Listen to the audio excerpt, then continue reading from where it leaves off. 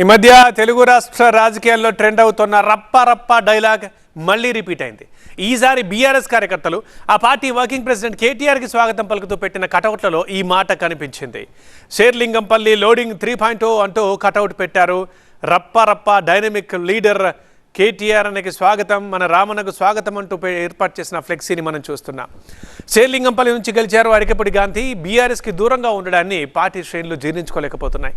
ఈ నేపథ్యంలోనే ఇవాళ సమావేశంలో భవిష్యత్ కార్యాచరణపై కార్యకర్తలకు దిశానిర్దేశం చేశారు కేటీఆర్. ఈ సందర్భంగా పెట్టిన ఫ్లెక్సీయే ఇది. రప్పా రప్ప అన్న మాట మరొకసారి కనిపిస్తోంది ఆ ఫ్లెక్సీ మీద. డైనమిక్ లీడర్ మన రామన్నకి రప్పా రప్ప షేర్లింగంపల్లి లోడింగ్ 3.0 పేరుతో స్వాగతం చెప్పారు కేటీఆర్కి.